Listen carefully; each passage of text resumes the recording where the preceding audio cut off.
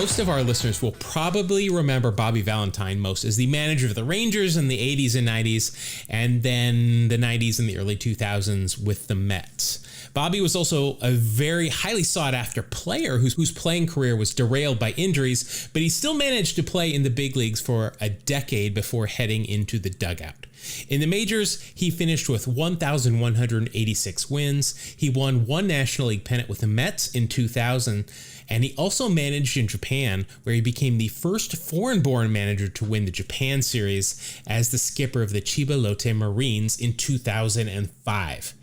He's played or managed a very impressive list of who's who in baseball over the past 50 plus years, including both Mark's and my favorite players of all time, which we will talk to him about. His mentor was Tommy Lasorda, and it shows with his outgoing personality and his love of the game. We were lucky enough to get advanced copies of his new book, Valentine's Way, which is out today. When this drops, it is the 30th. It's out everywhere. You can get it on Amazon or anywhere you can get books. He joined us last week from one of his, of course, favorite Italian eateries to talk some baseball and open up a pack of baseball cards. Bobby, thank you, first of all, so much for joining us here today. We're super excited to get to talk to you. We've got a bunch of questions for you. The first thing, we've talked with a lot of players. We've never actually had a manager on the show here, though. So something I got to ask as a manager, and I'm not sure if you know this number, you were ejected 49 times as a player and a manager, most of them as a manager. Do you remember, A, your first ejection, and two, did you deserve to be tossed on any of those times? The answer to the second question is no. And the answer to the first question, I think the first time I got thrown out, I might have been the third base coach for the Mets, and it was on a balk situation where I yelled balk and Bruce Frumming said I couldn't yell balk. Or it might have been as a player yelling at an umpire who didn't know the rule at second base. I'm not sure what it was. So, according to the data here, you were thrown out by Larry McCoy for fighting in 1974, but you were the only player ejected in that game, which is kind of weird to be ejected for fighting, but just you. Wow. I wonder why that is. Oh, because they said I charged the mound. I didn't really charge the mound. I just barely got out of the batter's box. Clyde Wright threw a ball at my head and missed me. And when I got up, Larry McCoy, huh? Yep. Yeah. When I got up, I threw my bat to the umpire, and I was going to run out to the mound, but Clyde Wright was already down, like in the batter's box. He came to see. So yeah, I hit him with a pretty good right. He didn't go down. And the next thing I know, I was on the bottom of the pile, and I did get thrown out, and I separated my shoulder at the same time. Oh. Yeah. And that's in the book, too, by the way. Valentine's Way is the book. We'll talk about it later. But I think that whole story is in the book. Yeah, we wanted to talk about another ejection that you have in the book, which was great, by the way. We both finished it. Excellent read. We're excited to ask you about this. Probably, obviously, your most famous ejection and your alter ego coming back into the dugout.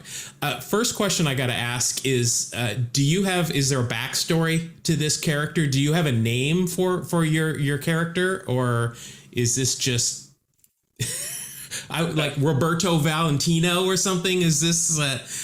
No, the mustache is always the easy disguise. As a matter of fact, when I was managing in Texas, I was suspended for 3 days. And at that time, when you got suspended, you couldn't be in the stadium. Okay, so the first game of the suspension, I stood outside the fence in Oakland, and they had an old shitty little fence out in left field up on the hill, and I could look through the fence and see the game, and my coaches could look and see me standing out there, and one hand up was a hit and run, and two hands up was a bunt, and all that stuff. But then we went to the Metrodome, and there was no way of standing outside and looking in. So I wore the same disguise and sat out in the left field bleachers.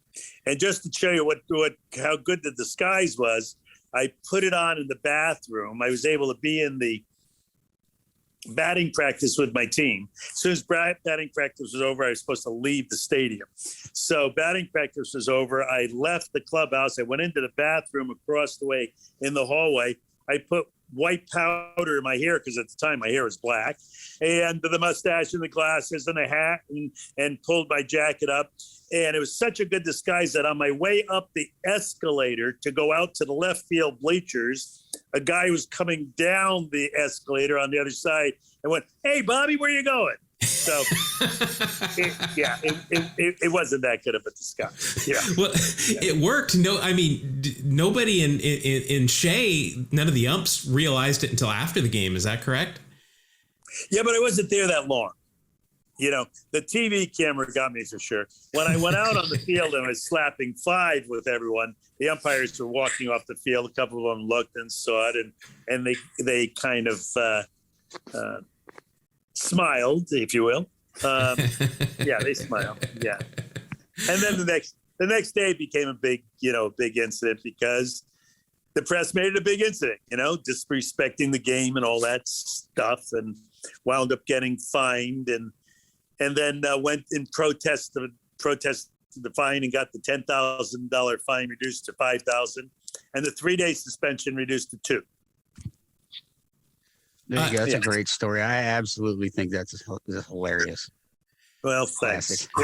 It worked in that the guys needed a little levity. We were going through a pretty tough time, as you read in the book. And, you know, they had the deer in the headlights look. Oh, what's going to go wrong next? Because the play that I was arguing was a catcher's balk that was called the Mike Piazza. And so you can imagine that that's an arguable a call, and everyone was confused by it for sure. Yeah, you don't see that one very often.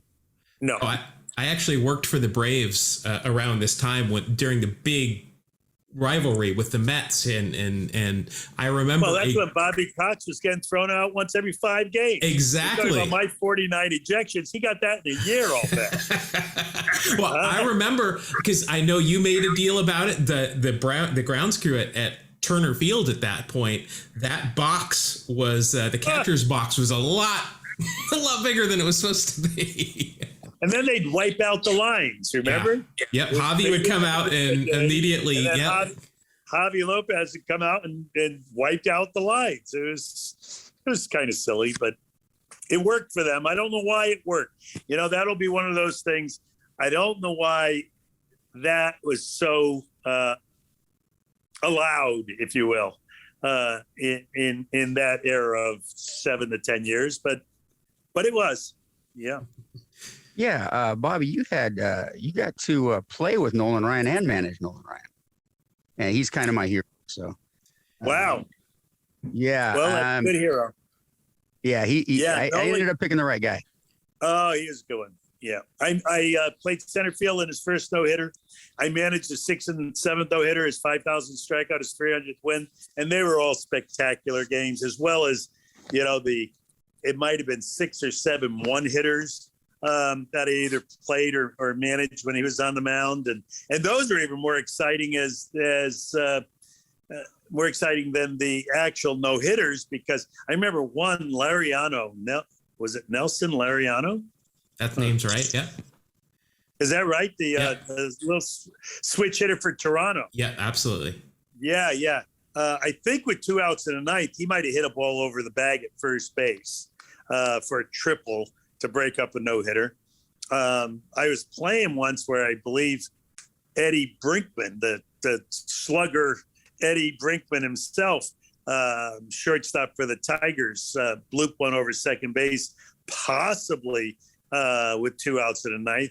At least, you know, as time goes on, it's always 2 outs in a ninth, right? That the no-hitter was broken up. It really might have been 1 out in the 8th, but it was deep into the game. Yeah. I also, you know, it's also, you guys read that, but your people might like it. I came back after that ejection we talked about, and I separated my shoulder, I was on the disabled list, but I wasn't on the disabled list because I said, I could play, even though my left shoulder was separated. And the training room kept saying, give him another day and give him another day. Well, I got to pinch hit in a game against Louis Tiant when Nolan and Louis were matched up. I think it was a day game, and Nolan pitched 13 complete innings. He threw 200 and I think 53 pitches. He struck out like 19 and walked 11, and he got a no decision. And Louis Tiant went out in the 14th and got the loss. Wow. Yeah. You were playing center field in that first no-hitter. Definitely not your normal position.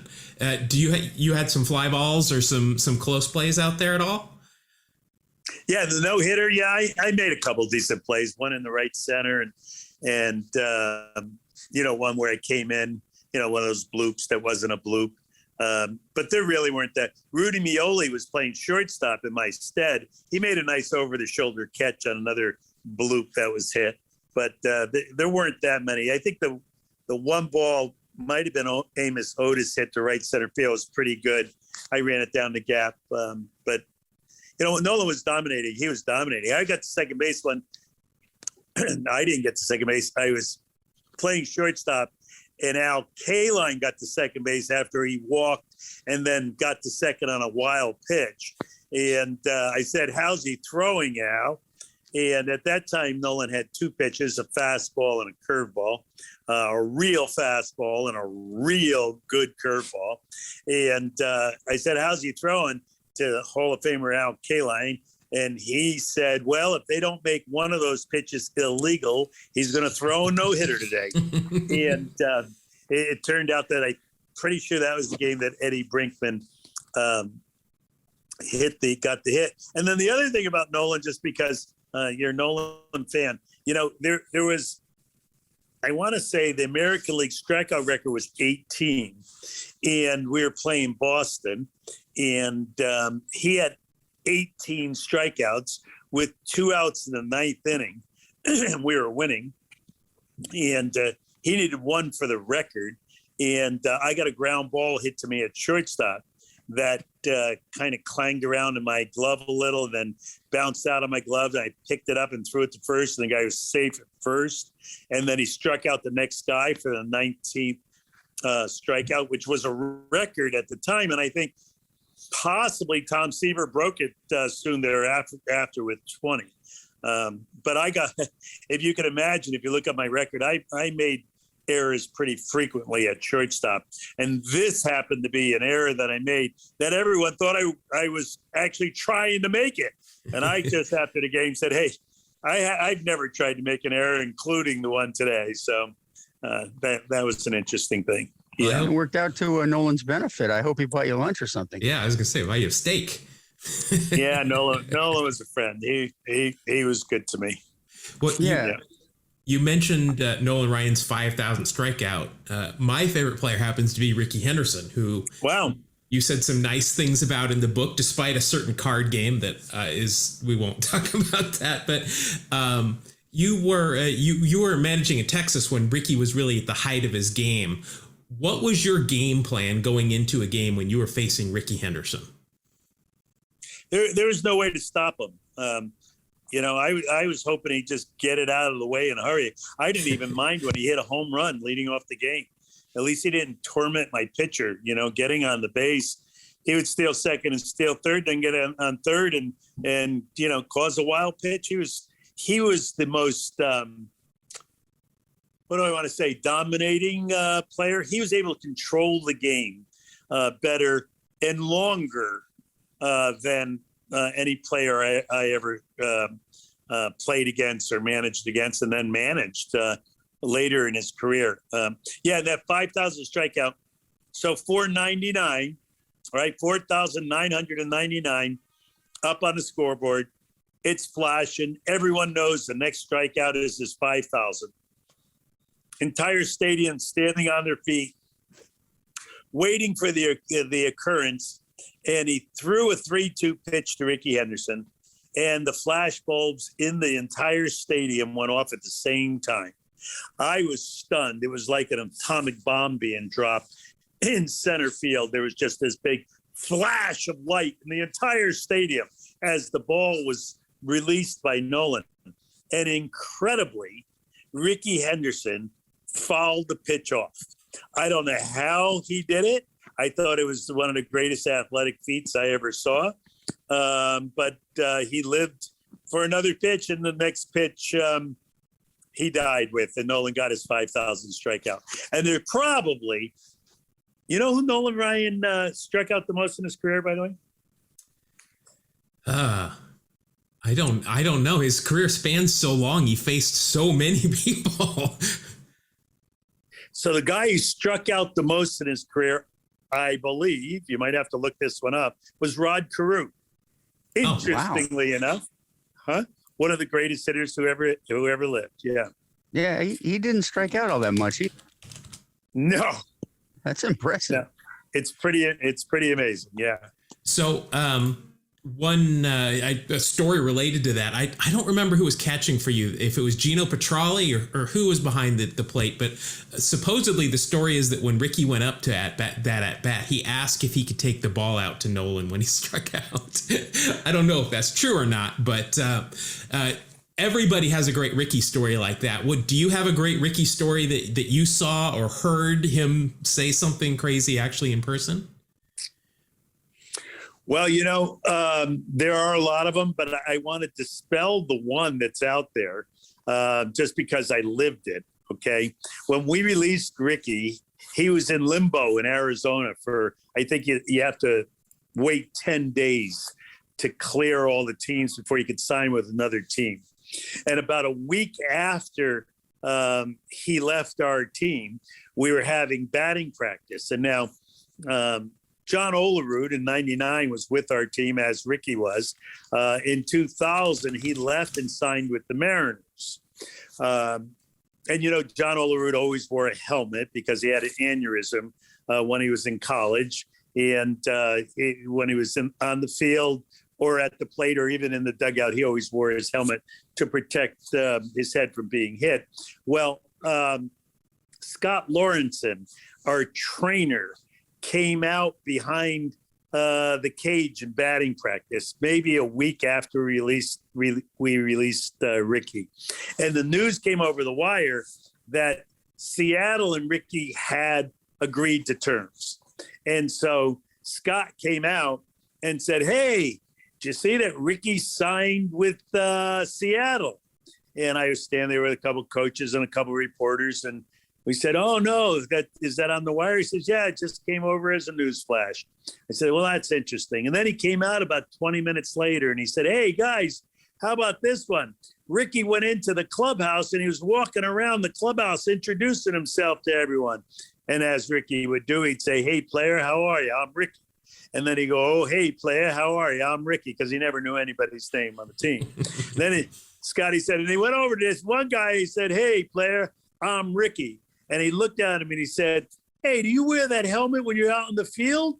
And the guy said, "Yeah, I do." He says, "That's funny. I played with a guy last year who did that too." And he was talking to John Olerud.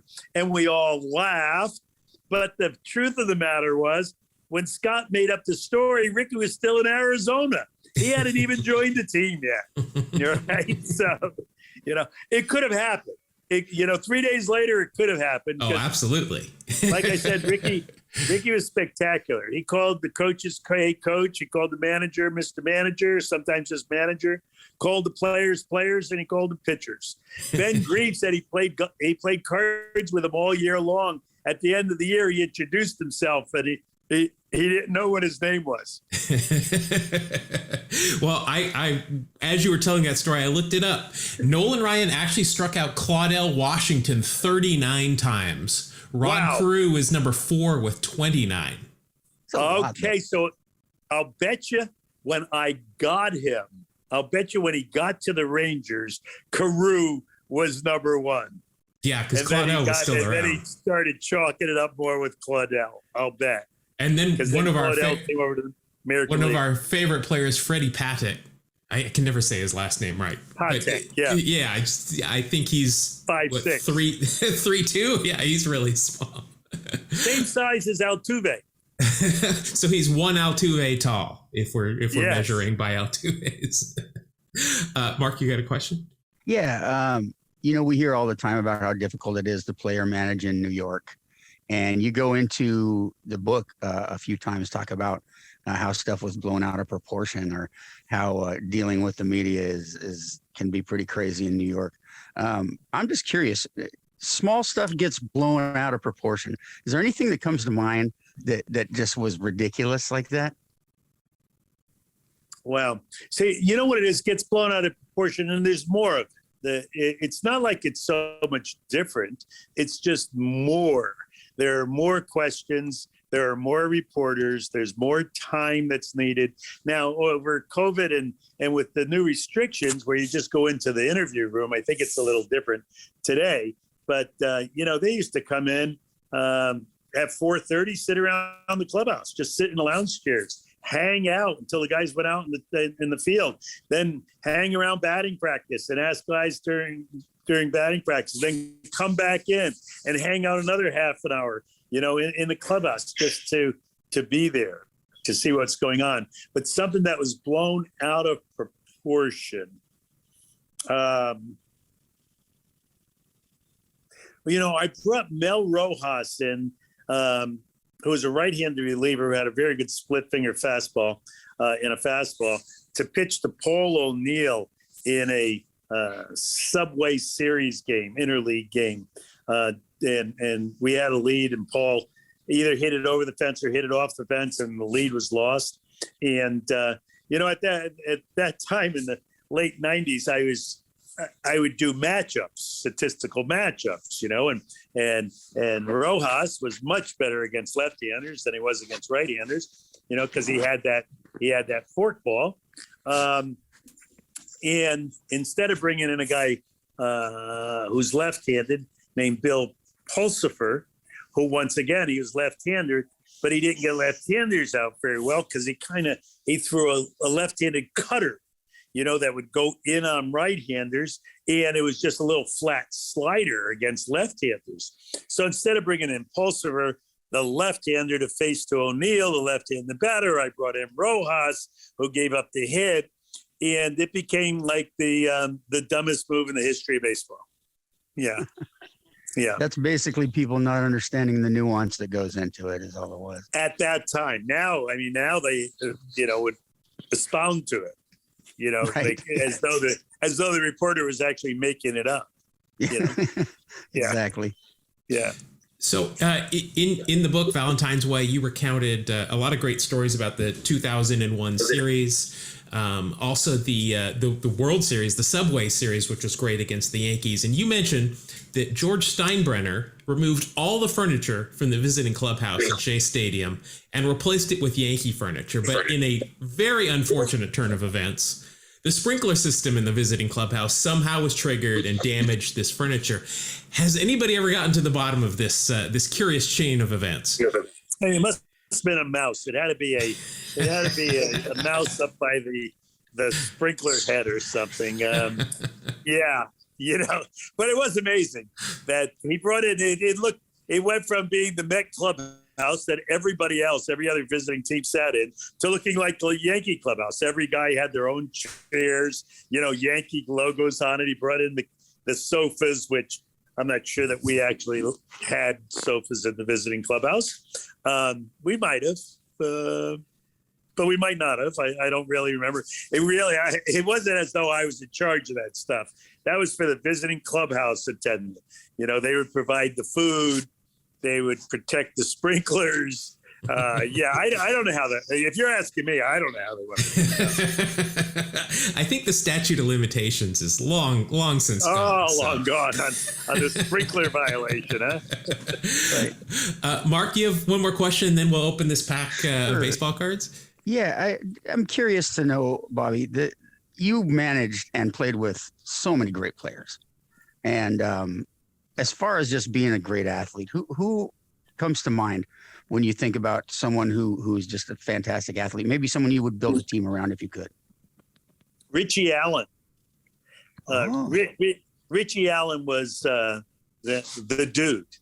You know, I mean, he ran the bases. He had like a size 29-inch waist and 64-inch chest, you know, and never worked out. You know, he's like a little like Ricky, but a little oversized Ricky Henderson. And, you know, his batting practice were the best things to ever watch. He used the size 42-ounce, 36-inch bat when he hit, and he held two fingers off the end of it, kind of like Julio Franco did. And, you know, he could hit the ball in batting practice from right field foul line, which he did. His first 6 swings, he would hit 2 to right, 2 to center, and 2 to left. And sometimes he'd even say 2 on the line, 2 to center, and 2 on the line. You know, so he had that kind of ability with a weighted bat, which was unbelievable. He hurt his hand. He said pushing a car in a snowstorm where he pushed his hand through the back stoplight. I'm not sure that's how it happened, but it affected his throwing for a few years late in his career. But I really like Richie Allen as you know, that athlete that you could really build a team around. All right. Before we get to this pack of baseball cards, just curious, do you know you faced Nolan Ryan? It looks like one game. You had 3 at bats. Do you remember what you did? I used to tell him I got a hit against him. I hope I got a hit. Yeah, you did. You went 1 for 3 against him. He did not strike you out either, so you can kind of hold that over his head. Well, you know, he didn't strike me out. That's when I was with the Dodgers and he was with the Mets. But in '75, I was just hanging on. I was trying to make the team. There's going to be an inter-squad game the last day of spring training. And, you know, my butt was kind of on the line. And he was going to get the pitch. And I was on the other team. And the night before we were out, and it was like a little kibitz about him pitching and me hitting. And I always told him when we were teammates that I could hit his fastball all day long. And he said, that night, he says, well, tomorrow you're going to get a chance. You're going to get up. I'm throwing you fastballs. Let's see what you got. And my butt's on the line, okay? But it's still friends being competitive. And I got up, and the bases were loaded. And I fouled a couple pitches off, and the count went to 3-2. And I had him timed. He was throwing, they were high, and I was timing and I was following it back. And now I fouled one down the right field line, and I figured I got this one in play. And he wound up and he threw a curveball that started at my head and broke over the outside corner, you know, where I was sure it was going to be a fastball. And after I picked up my pants and made sure they were kind of clean, I walked back to the bench, striking out. So he did strike me out on that 3-2 curveball, and I got sent to the minor leagues. Well, at least he didn't give you a bow tie. That's there were a couple. He might have. You know, the first pitch, he might have. Oh, but a bow tie. I'll give you this one. So now, fast forward 100 years, I'm wearing this uniform. I'm now the manager of the Chivallote Marines. It might be 2008. And he's selling U.S. beef to the Japanese government. And he comes out to a ball game. And I tell everyone he's going to come out. He's retired by about 3 years. All that the Japanese press wants to know is how fast he can still throw. So he's going to throw the first pitch out. When he gets there, I said, hey, no, it's a little different here. You throw from the mound. There's a catcher. There's a hitter. There's an umpire. It's a real formality. They're going to put the speed up on the scoreboard, you know, whatever you throw. So you better get loose. You know, this is face-saving time. So he did. He went down in his street shoes and warmed up and went out to the mound to throw out the first pitch. and I was the batter, and there was an umpire, and the cheerleaders were lining the infield, waving their pom-poms, and he wound up and he threw an 84-mile-an-hour fastball. This is 3 years after he got through playing, right?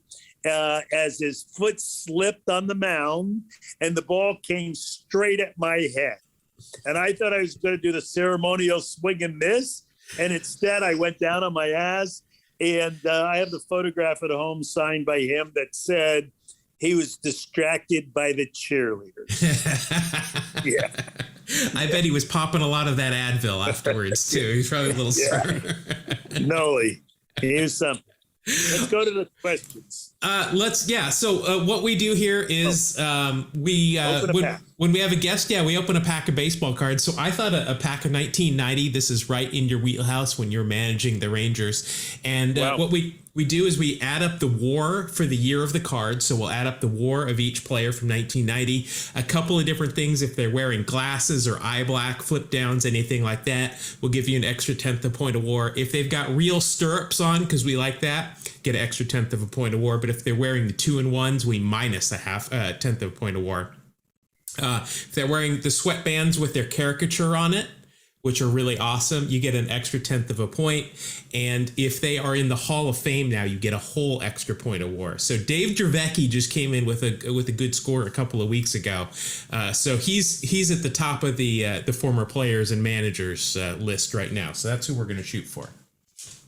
So what are we trying to do? You're just going to add them up. I don't have to guess at what the collective. No, you don't have to guess anything. We just like, if you've got a story about them or if, any memories of them that you want to share. Before you do it, tell me what that Leroy Neiman, who's that behind your head?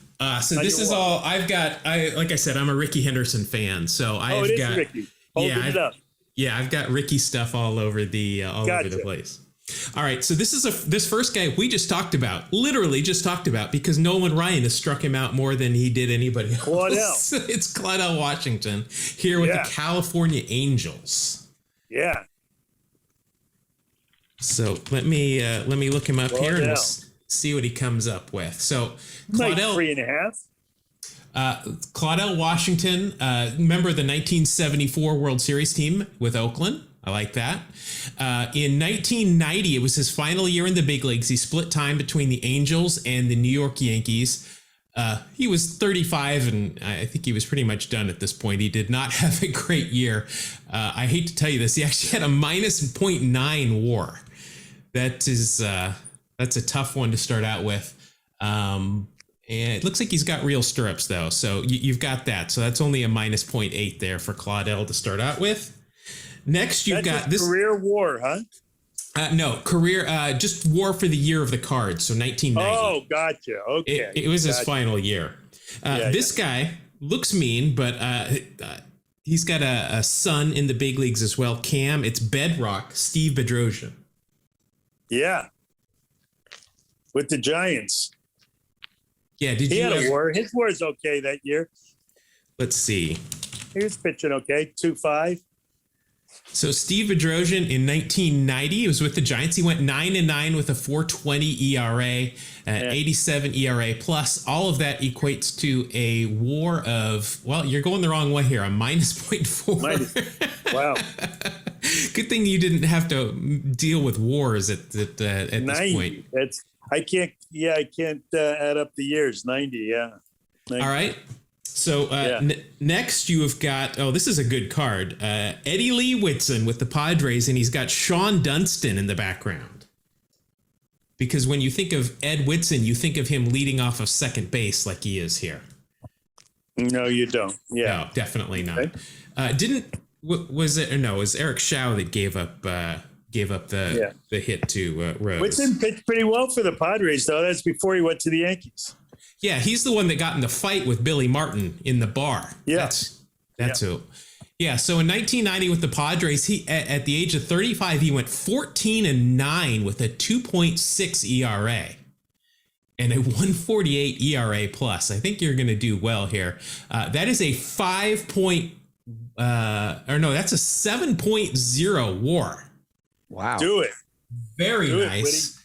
Let's see. Also, I'm going to give you extra points because in the background, Sean Dunstan's got flip down sunglasses and the Mims bands and real stirrups. So I'm going to give you a plus 7.3 there. Nice. Shuan, not Sean. Shuan. Yeah, he had that absolute cannon. Great arm. Yeah. All right, here we've got a pitcher for the Expos. It's Zayn Smith. Good pitcher. Looks like he's I a remember Dodger. him as a Brave for forever. Yeah, wasn't he? He was one of the few good pitchers before they got Maddox and Smoltz and Glavine in the 80s there. 1990, he split time between Montreal and Pittsburgh. Not bad, 12-9 with a 2.55 ERA.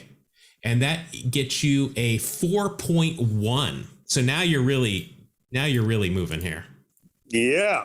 All right. Next, a catcher here with the Padres. It is Mark Parent. No, not much war there. Matter of fact, he probably only played about 12 games. Yeah, I was going to say, I think he's pretty much a perennial kind of number 2 catcher. Never caught more than 50 or never played in more than 65 games. But that was in 1990 for the Padres. Oh. Wow. And WAR does factor in defense as well. So you're going to get a positive 0.1 here for Mark Parent. I'm waiting for one of these. Oh, here's somebody you'll know about. We mentioned him earlier. It is catcher for your Texas Rangers, Gino Petralli. So Gino Petralli was driving a Dr. Pepper truck when the third string catcher at AAA got hurt. We signed him out of the Dr. Pepper truck. I saw him play a game on an off day. I liked the fact that he was a switch hitter, and I brought him to the big leagues. That's awesome. And now I'm guessing Gino Petralli was Italian. He was Italian, and I didn't like him because he was Italian. I liked him because I was Italian.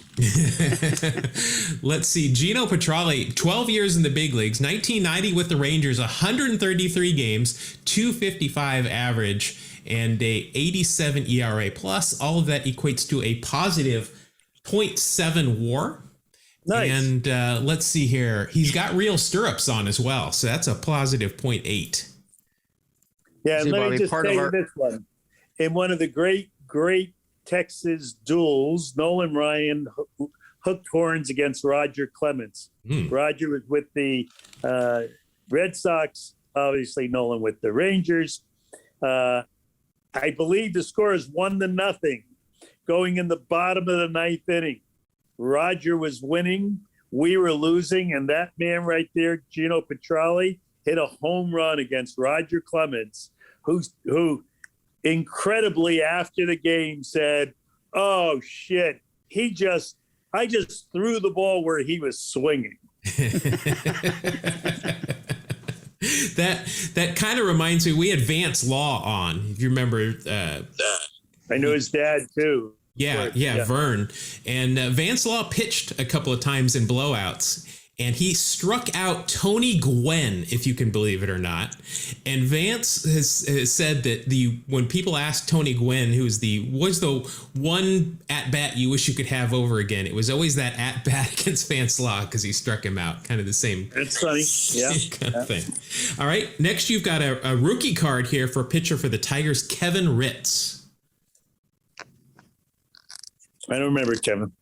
That would be Kevin putting on the Ritz. I don't remember Kevin Ritz. RITZ, yeah. 1990 went 0-4 with an 11.05 ERA. Not a great year for Kevin. Good WAR. Minus 0.6 there, so that'll take a little bit away. You're at 10.5, so you got a ways to go for Javecki. This one will help though. It's a collector's club. It's Big Mac, Mark McGwire. In 90? Nice. Yep. Yeah, this is going to be... yeah, it's a big number. If you can get a Ricky in this year, that'll be the big thing because MVP in 90. But or Mark McGwire, got to spell his name right. Mark McGwire in 1990, Let's see, hit 235, 110 walks to lead the league, 39 home runs, 108 RBI, and all of that equates to a 5.7 WAR. Very nice. Oh. That had to have been scary, seeing Ricky, Carney Lansford, Jose Canseco, Mark McGuire, Dave Henderson. Man, just... pretty good team. Yeah, pretty good. Next, This guy ended up on the A's at one point. I remember here he is with Atlanta. It's Geronimo Baroa.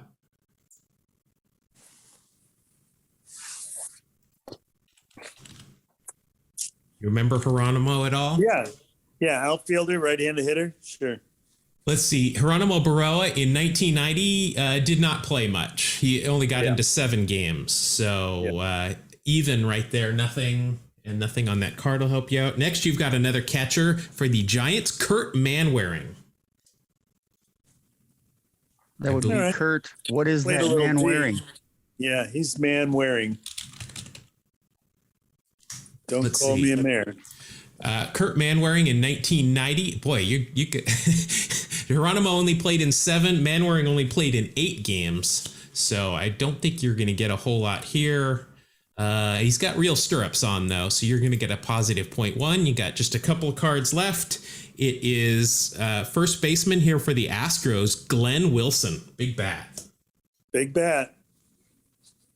And he's got glasses on right there, so that'll help you as well. One of Mark's favorite players, Glenn Wilson. Yeah, big Astros fan. 1990 was his second to last year in the big leagues. Still had 10 home runs, 55 RBIs in 118 games, and all of that equates to a positive 0.2 plus the glasses, so that'll get you a positive 0.3. And next you have got pitcher for the Orioles, Jeff Ballard. I remember that name solely from his baseball cards. Yeah, left-hander, kind of soft thrower. Let's see, 7 years in the big leagues, 1990. Well, you're not going to like this. He went 2-11. Ouch. Yeah, that's rough. 4.93 ERA, and that equates to a WAR of minus 0.8. So that one hurt. Next, you've got here with the Mets. It's Dave Magadan. Well, he could hit. Yeah. I think he was a batting coach for a while. Oh, long time. He was my batting coach in Boston. Oh, well, there you go. Let's see. Dave Magadan had a good career, played for 16 years, 288 career average. Very nice. In 1990, he hit 328, 6 home runs, 72 RBI, a 141 OPS plus, and that equates to a 4.6 WAR. So that's a good one.